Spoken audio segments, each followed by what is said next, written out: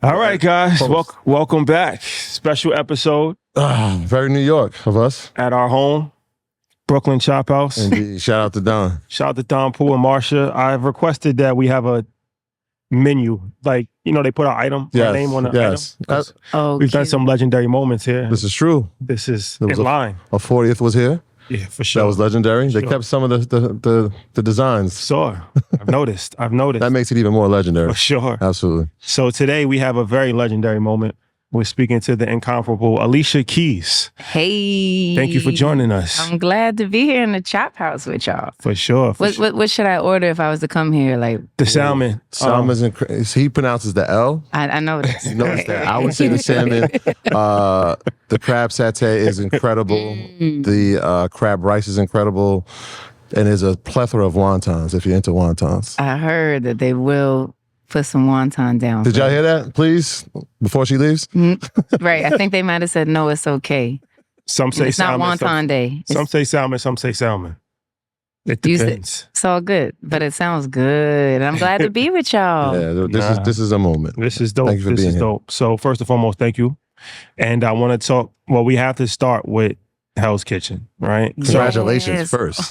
Oh. Big congratulations. Thank you. Yes. So your career, you've done so many great things as far as in the world of art, music, but now to venture out into, doing plays on the biggest stage possible in Broadway is something that is not a small feat, especially for somebody from our culture. It's extremely important to break down barriers and to bring this world of Broadway plays to hip hop culture. I think is extremely important. And we got a chance to go to the play, and it's actually my first time ever going to a Broadway play ever in my life. Come on, this is the one you need to go to. If you don't go to one, This is the one. this is the one. No, that's a fact. And I think it was really tastefully done and really dope how it depicted like your life story through music.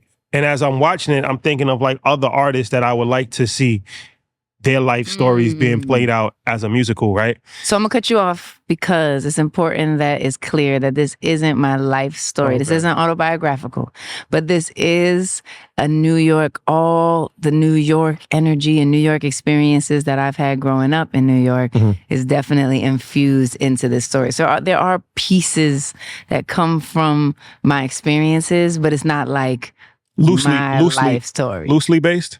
We can say, I think loosely based is a fair statement. I just want everybody to know. But the most beautiful thing is it's our story. Like it's everybody's story. You can relate, but please continue. But the music ties it all in, which makes it really, really dope because it's like, I'm just kind of talking to the audience that haven't seen it yet. So yes. All of your classic records are placed in the storyline.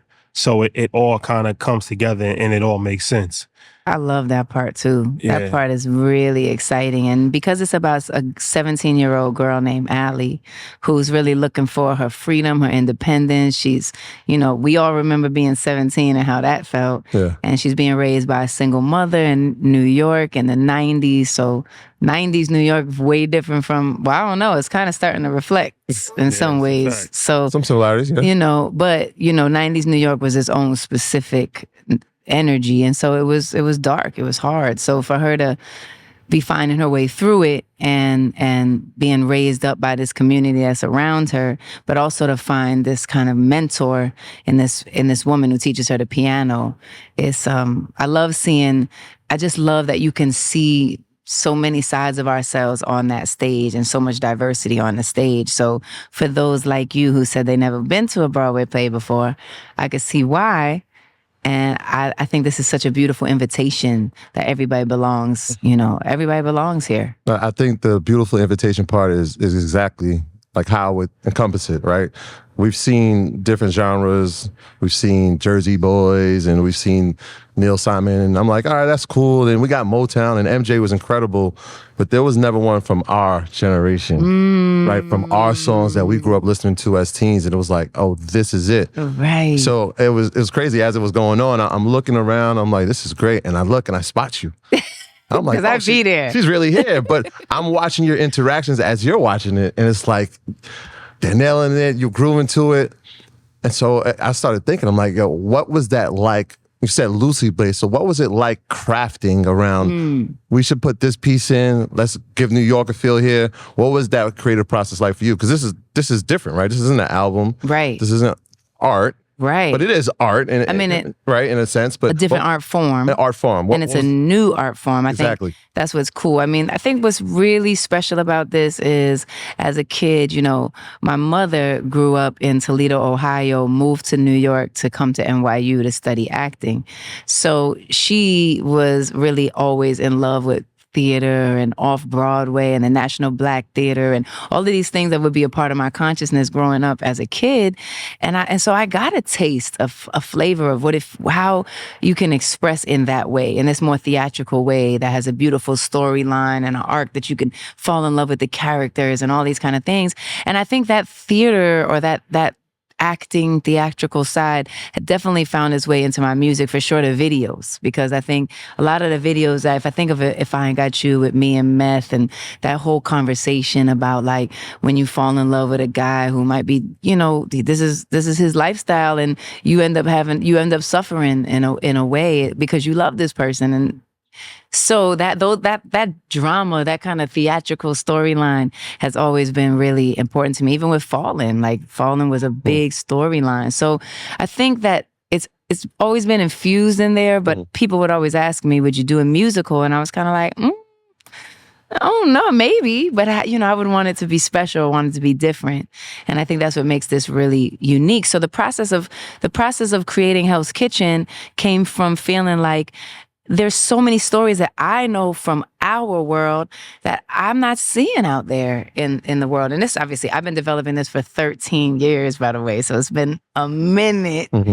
And 13 years ago, television, film, for sure, theater, there's recently definitely been more focus on diversity all across the board of entertainment, I think, especially from a theater, film, television perspective. So that was what was in my head. And so that was what I wanted to put together. I grew up in this building called Manhattan Plaza. It was subsidized rent for artists. So my mother could afford it because it was $75 a month at the time. We would have never been able to live on 43rd Street and 10th Avenue. $75 a month? $75 a month. Crazy. Because it fluctuated depending on the artist's income. If you had like a lot of jobs, you paid a little more. If you didn't have many, and so that was really special. And it was the only building of its kind. And I knew that was such a unique story. So that's kind of was the foundation of what we started to build Hell's Kitchen around. And then we put Allie, who's the lead 17-year-old, Malia Joy Moon, Jersey's the single mother who's really trying to raise her daughter in a hard neighborhood, Shoshana Bean, who's a monster. Incredible. Davis is the father, who's Brandon Victor Dixon, and they, they're having how to get through their relationship in a way that is it's not a normal quote unquote relationship, but who's are. That was a pleasant surprise. Who's ever are. Yeah, we saw him in Power, right? And then we were like, wait, that's the dude from Power that's singing like right? That? He could sing. Wow, he was good. Yeah, he was incredible. He's so good. Well, let me ask you, because you bring up an interesting point. You're a native New Yorker. Affordable housing is something that's a very big topic these days. Right. And the rent has skyrocketed over the last decade. I think the average Manhattan rent is like close to $4,000 right now for one bedroom. It's too much. And a lot of those programs that you described, that you grew up in, have been taken away. So what's your thoughts on, affordability in the city of New York? Well, it's very hard to find. I mean, in so many ways, we're just being priced out of everywhere. It's very difficult for anybody to find a quality of lifestyle. It's hard. I think about, I hear this from so many people, and so many young people just starting their careers and wanting to figure out, like, I love this city. I want to stay in this city, but I got to live like 6 hours away to be able to do anything. So it's unfortunate. It's definitely unfortunate.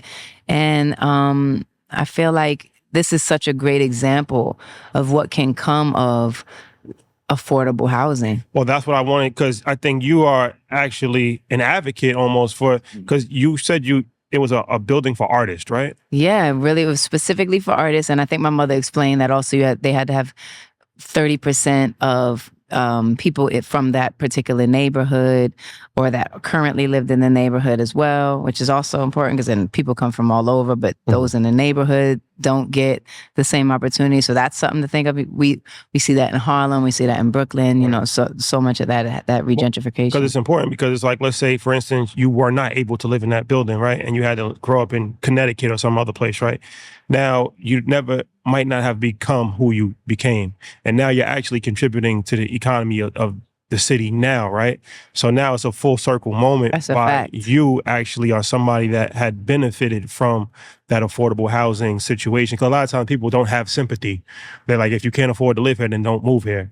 But it's like, if we take away we take away the artists, if we take away the creatives, if we take away people that might not have the finances to pay $4,000 a month, then we actually are hurting the whole ecosystem, right? And I think, like I said, you're actually a perfect example of that, because you're a native child who actually not only became extremely successful, but now you have a play on Broadway and now millions of dollars being generated. That's a fact. That's such a huge point. And being able to have that experience, being able to grow up close to different creative, cultural places, experiencing different styles of art forms, you know, having that access, it changes it. It changes your experience. It changes your relationship with it. It changes what you can imagine for yourself, what you could dream for yourself.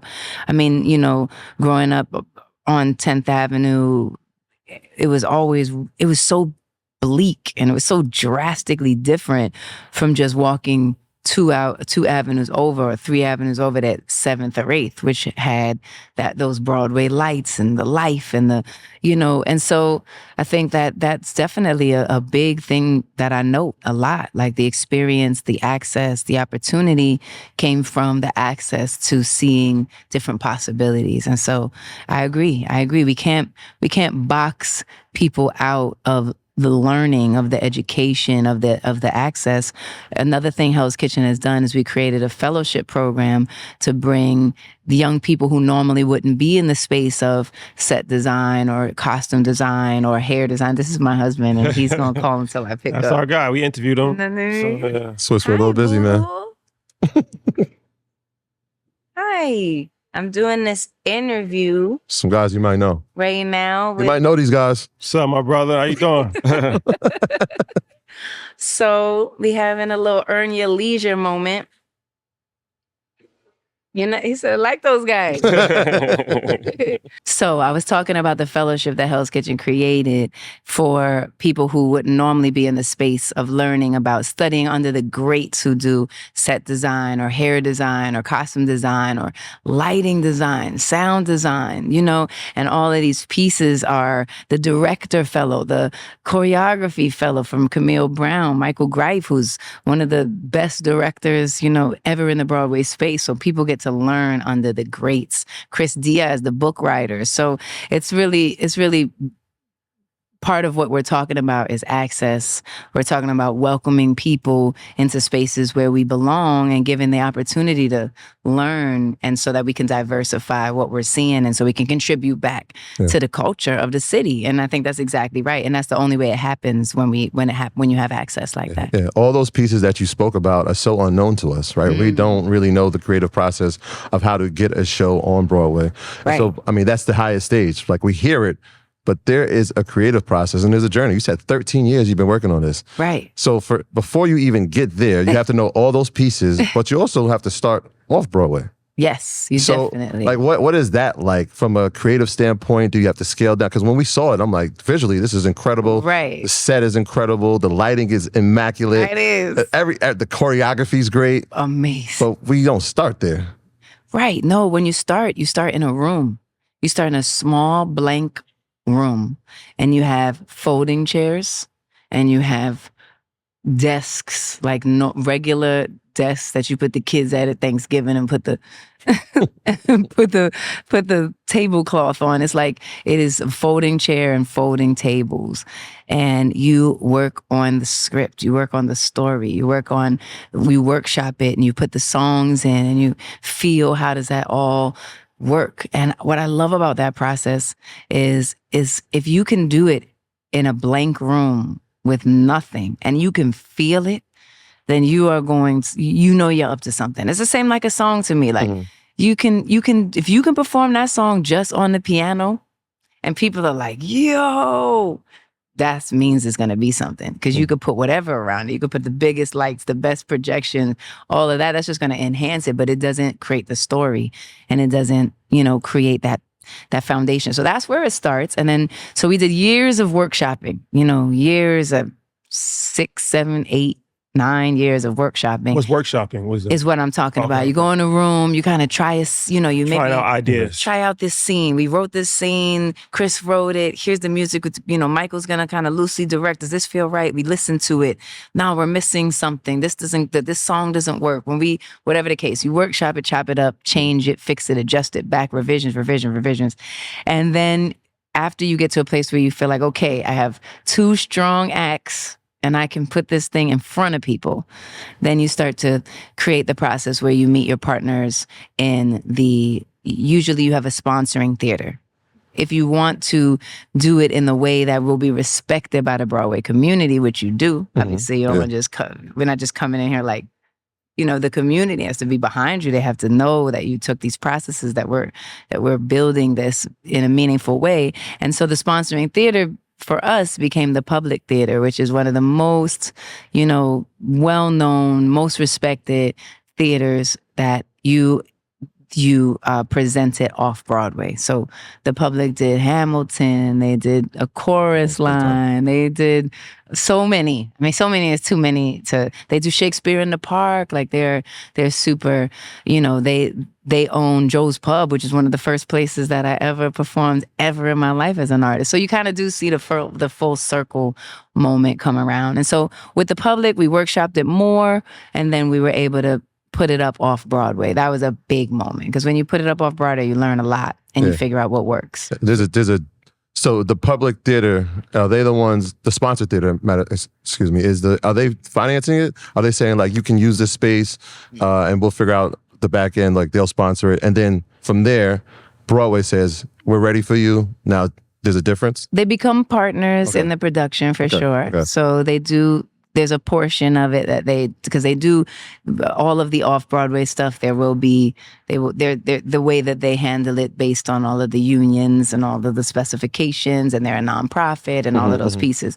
So, but they do become a partner to the piece with you, which is great, because they give you creative ideas. It's a creative partnership as well, because these are brilliant minds who have done this work for years and years. So part of that is the partnership between myself, director, Chris, book writer, and also the Public as well. So, like when creating a movie, right? We kind of have been familiar with how movies are made and the revenue model behind movies, but being that plays are such a niche thing, I don't think a lot of people are even familiar with like how that actually works. So, is it similar as far as how a movie would be financed, and you have to pay actors, and then you would hopefully get the money back on the back end through ticket sales? But movies, you can actually, streaming and stuff like that, you can't really stream a play, right? Well, it depends how you want to do it. I think there's no limit now to what's possible, and there are so many ways to have access to it. So on the theater side is much more niche. I'm learning, obviously. I'm also learning a new space and a new industry, which is amazing. I think that it's something really wonderful about it. It's new for me, but intentionally we made sure that there were veterans around the process, because we want to bring all that new energy. We want to bring that new thought patterns and all of those things. At the same time, there's a tried and true way that things work that you can miss if you don't. And so there's a nice balance between kind of the veterans of the business and also these up and comers, which I consider myself in the world. You know what I mean? And so, yeah, so there's definitely, the financial model, just like with any creative endeavor, 90% of the things, are not always going to work. You know what I mean? There's a small amount of things that really do cut through, and there's not going to be 6,000 Rihannas. Just doesn't go like that, So special things take special time, and it just kind of is what it is. So, but yes, there is definitely the flow between the business of it, the raise of it, and then how all of, the way that all comes back around. And obviously, depending on the length of time and also ancillary things like touring, when these musicals tour, that's also a big thing, and certain musicals are just ready for that. That's a big part of it. There's other worlds where you might want to do offshoots like series or films based on. You can do kind of streaming moments. You can kind of like make all of it come together, and it all depends on. Well, it's like Hamilton. I was just gonna say that. Where they went on tour. They went to London. And then like even the Lion King, they on cruise ships. And then merch. Right. Out of the merch. It's a fact. Like Hamilton is blasting through my house right now. So like it's on Disney Plus. That's so they had amazing. So like my daughter listens to that in the shower. She loves I'm like, it. come on, like this is like the 8th song now. Like, I'm done. Let's be conscious about the water. You gotta bring your daughter to help to see it. Absolutely. I mean, it's incredible to watch, right? Because I'm thinking to myself, you've done amazing things in your career, right? You. From the creative process, obviously, tons of awards. And it goes back to the tickets. What would measure success for this, right? I feel like this is not a passion project. It feels more like a purpose project, right? So we were able to preview it, and we're like, this is incredible. I can't wait for the world to see it. I know you just debuted it last week. Right. Is there pressure to see the audience's reaction? Well, listen, first, I think for anything we create, first you do have to have the reason why. Why are you doing it? Like, what about it is special for you? What about it is meaningful? What about it is missing in the world, And I think no matter what that is, if you're creating a technology or if you're creating art, there's that connection to it because it's meaningful to you. And I think that is the most important thing. And that's what we've honored the whole time. How do we tell this story? How do we create a story of diversity? So many unique people that are in this world, especially in New York City. How do we see more of them reflected in a pure, true way, in a complex true way, because we're all complex. We're not just one way. There's so many different things. So that was the passion for it. And also, how do we invite people to a space that maybe they don't normally feel like they belong in? That's also a big passion of it. Oftentimes I tell people that I actually created this musical for my husband, for people like my husband, who he's not actually a musical person. That's not his first inclination, or he hasn't been exposed to it in a way that it feels like it reflects what he understands or what he wants to feel. And so a show like Hell's Kitchen it's something that it does that. It has that emotional foundation, plus it has the modernness of the way that the music and the storyline is communicated. You feel like you understand it. You want to get into it. People like that. You're reflective, like, yo, what about, it's personal. It's personal. It becomes personal. So, be it the theater goer who loves musical for the past 25 years, or my husband who probably would be like, yeah, babe, let's not go see one of these other things, it's opening the minds and saying, this Broadway space is a place where we belong, where we can create our stories, where we can create unique stories, diverse stories, and we can be here. And so that's what makes it successful. What makes it successful is that people feel it. You want to create something artistic because you want people to be emotionally touched and affected. You know what I mean? I love that this show makes people laugh, makes people cry, makes people like make funny faces because they can't believe the voices that they hear. I love that you're not gonna leave here not feeling something, and I think that's the success. And then on top of that, to be able to be the lead producer of this endeavor is a big success. I think again that opens the door and shows that we belong in all these positions. We belong also as the owners of our IPs and the owners of our creativity. It shouldn't just belong to everybody else, So I think that's a big version of success. And obviously for generations to feel connected, I think another big part of this, you can be 9, you can be 14, you can be 25, you can be 45, you can be 65, you can be 90. and you can come see this show and you're gonna get it. So that's a big success too. Like that intergenerational energy is rare. Yeah. You know, it's rare. So all of that to me is success. And I was going to add in Broadway etiquette. Like we walking in, they're like, "Hey, you can't go back to your seat. Yeah, you got to wait." right. And It's I'm like, "Oh, wait, how's that work?" I Right? think that's part of the education because it's This like, again. especially, I don't want to generalize this because there are a lot of people that do go to plays. Yeah. of But course. my circle of people Might. have not traditionally gone to Broadway plays. So even it's like, you can't be late or you're not going to get in. This is true. And it's Well, like, you get in, but you have to wait till the first number is done. Like the first song, because obviously you don't want to walk and these people like killing it, giving it, and you like distracting everybody. So they wait until it's an appropriate time. So sometimes you miss that opening and then they usher you be in. on time. This is true. Definitely want to be on time though. Not a thing to be fashionably late. No, Please don't. They don't even wait for me. Yeah. I'm like, Be on damn. time. When it stops, it's not over. The mid is just a break. That's intermission. Doesn't mean go home. That's the Right. first act. That's That's just the intermission. first act. Get your refreshments. For sure. Now, here's another For etiquette. I wanted to sing out loud, but I was recognizing the talent on stage, and I know it's their show. Some people were. But some people were singing out. What's the etiquette on that? Because like these songs mean something to us. Well, we're changing the face of the There it energy. is. There it So the vibe is you definitely, I think what people are feeling, there's an electric energy. You know, there's moments where people say a line and the whole audience is like, what? You know, and there's that. So there is definitely that interaction. It does have that. You can totally sing. You should sing. I sing. I'm in there singing. Yeah, I saw people getting up. I'm like, this is what I'm familiar with. Right, like, okay, all right, I We can vibe vibe into this. I can vibe. So everybody experiences it different. Some people are like much more internal and feel a little bit more shy. Some people are a little bit more traditional. But we're definitely, creating that energy. You can stand up, you're shouting at people, you can sing, you can sit, you can feel however you're gonna feel. So you write music, obviously. Did you write this? I composed the music. Okay. So all of the compositions I wrote, I also created new songs for this as well, which was really fun. That was the first time.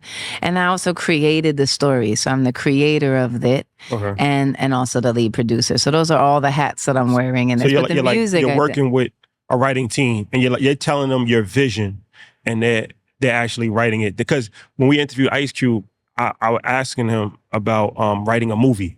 Right. And he said that for him, it was easier to write a movie than it is to write an album. Which I found that hard to believe. 'Cause I'm like, a movie is like this. But he was just like, he explained like, the beginning, the middle, the end. And he was like, he could write a movie in a week. He's like, an album might take him a year. That's crazy. Yeah. And he's talented. I really like Cube a lot. Yeah, so there is a book writer, there's an official book writer who's responsible for all the words that are on the page that are being recited. But he and I work together to create the arc of the story and to create the characters and who's important and who's special and why and what's it grounded in and what are we really feeling. And Michael Greif, who's the director, is a big part of that too. He's kind of like directing kind of emotionally the arc, how we have to get them to buy into this kind of emotion so that when we come around later, we see Allie, she's quite agitated, she's irritated at her mother, she feels like she's holding her back. And ultimately at the end, we see that this love story between them is what's the most dependable of all things. And you have to kind of go through this rocky part to discover who's there for you, so Michael was also really good at storytelling and how do we really bring that emotion out. So it's really a team effort, but that's kind of how it all flows together. I'm happy you said that. When that show ended, and this is how you know it's a great show, I'm like, we need more. Right, I'm like, ready. I'm like, what's next? We need more. Like, is there another act? This part two. It's incredible. I talked about the music a little bit because Kaleidoscope is one of the pieces in the play. I'm like, this is a great record. Then I watched the video. Yes. And I'm like, I had to ask. I'm like, that's Hell's Kitchen because I remember Hell's Kitchen growing up in the '90s. Like, the only time I ever heard of Hell's Kitchen was in the movie Sleepers. Wow. And I was like, Oh, Really? okay. You remember that movie? I didn't really put that together. Yeah, so I'm like, and then you came and was like, oh, she's from Hell's Kitchen. He was like, Okay. oh. And talk about the nostalgia of being back there, being back with the talented cast. I know, like I told you, that the cast is Oh, incredible. my Please, God. y'all gotta go see this. The cast. But what was that feeling like? I'm looking in the hallways. I'm like, is that the room that she played the piano in? Like, what was that like? Pretty incredible. I mean, the building has been a big part of my foundation, obviously in my life, like we discussed, and those opportunities. But also as my son, Egypt, he was first starting to play piano. I actually called my original piano teacher, the woman who taught me, and I said, "Would you work with my son? He's only 4, but like he has something that it feels like he's gravitating towards this." She's like, "I don't usually do it, but let's see." And she ends up working with him. So for years, since he was 4 till probably about 8 or 9, he was with the same piano teacher that taught me. So I would take him to the building. Wow. Oh, yeah. And we would go and do his piano lessons. And when I was there, all the people, tell your mom, I said, "Oh my God, I'm so excited for you." No, I haven't seen you in so long. And so it would be this beautiful like homecoming all the time, which feels so great. So I feel like I have a beautiful connection there, but obviously this being based in Manhattan Plaza, I mean, it's incredible to go back. So we felt like doing a video for Kaleidoscope, which is one of the new songs written specifically for Hell's Kitchen. It felt right to be there because we talk about the Ellington Room, which is the place where Allie meets Miss Liza Jane, who's the woman who teaches her about the piano and the craft of it and how she can like grow through it. And it's in the Ellington Room. So going to the real one was really amazing also for the cast too, because they like live in this world we created. And so to see it They're there. like there it is real special. Real special. Well, if anybody has not seen it, I highly would recommend. And it's being played it's like an everyday thing, right? Every day. We got matinee and a matinee on Wednesdays. So there's 2 shows on Wednesdays. So these guys are doing 8 shows a week. Wow. They are killing it. The vocals are constantly on point. I can't even believe it. They're singing runs that I ain't even never sang. I'm like, they're destructive. So it's every day. It just opened. It's so exciting to see it. It's thrilling, and bring the whole family because there's nobody that doesn't belong at Hell's Kitchen. No, we appreciate you. And like I said, I think it's dope that you did it because even though it's not like totally based on your life story, how you're tying in the music, it's just interesting to see. I wonder even at what point did you know like you would even, because I'm thinking of Nas. That's the first person I thought about, right? Did you? When I'm thinking when I'm watching it, I'm like, I want to see a story that's based upon, Illmatic, then going to It Was Written, then going to I Am, then Stillmatic, and it's all tying in. It's a story, right? And it's like I could see a kid in the project hallway, and then he gets money, and now he's in a mansion, he's doing fly, and then he's like everything like kind of. He has like an awakening. Like I'm just kind of we should write this. I actually love this because I love Nas too, and as an artist, and I feel like what I love about this particular perspective of Hell's Kitchen and how I can see how that would apply is that you really are seeing how a person kind of develops before anything of any significance happens to them. Before anything of any significance happens to any of us, there's all these years of like growth and the hard parts. And I feel like that's what you're expressing. Like, even if it was an artist like a Nas or an artist like an X, even like I think about that sometimes too. Like, what was it when he was, 6 and 8 and 10 and 12, and so I hear what you mean. Why that's so interesting to get into what forms a person. I got the title for it. What? Looking out my project window. We're gonna use his song. That's a good one. That's a good one. It can start when he watches Roxanne Shante and Marley Marl up until that point. Yeah. That's well, good. And how can the people get tickets? How can they? Yes. Well, you go to hellskitchen.com for sure. so excited for you to be able to tune into the audience. Hell's Kitchen Broadway is our handle, so you can get into like the storyline and introducing yourself to the characters and falling in love with Nuck and Davis and Jersey and Allie and Miss Liza Jane and all of these people from the show. So listen, I'm so glad I feel like I wish I could talk to y'all for at least another, for sure. at least another 30 minutes. It feels like we got layers to go, but I guess that means that we got to do it again. They gave us the rap. Yeah. So well, I appreciate you for being here with us. And it's a great date night. It's definitely a great date night. You go to the Broadway. You're going to add this. Chop House. You guys owe me. You go to the play. Come to and then it's literally a block away. Yeah. Oh, the Chop House is here, right here. Oh my gosh. Matter of fact, why haven't I need to come here next time before I go to the show. True. So I'm gonna take my niece. She's actually an actress. She does plays. I So love she's 9 years old. So I'm gonna take her to see it because I appreciate it. I have to love congratulate you before we go on the exhibit at the Brooklyn Museum. Oh my gosh. And there's a quote you said that you wanted to help people normalize the love affair of art. And I feel like you've done it in music. You've done it obviously with the Brooklyn Museum, but you've done it again with this. So I want to congratulate you. Wow. Thank you so much for bringing up Giants. Giants is a big deal for all of us. I'm so excited that we get to be able to have this exhibition of the Dean Collection in the Brooklyn Museum. First place it'll definitely tour as well. But again, we get to see ourselves on these walls, these massive, huge walls, and it feels different. It feels different. I don't know if y'all got to see it yet, but it's also a perfect weekend. You do Hell's Kitchen, you do Giants, Map this out. and you about to you good for a minute. And you use the skincare line to make sure Before you make go out. sure your glow is right. You go out. Get your glow That's a popping fact. with Key Soul Care and make sure your soul is intact. All the above. you have it. There you have it. Sounds like a good weekend to me. Yes. For Yes. sure. You're good for at least a year. At least. Yeah. At least. Until Act 3. For sure. Act 3 it Which is. y'all are gonna write. Hey. Now you're talking. Leisure's been earned. Oh, man. All right, guys. Thank you for rocking us. We'll see you next week. Peace. Peace.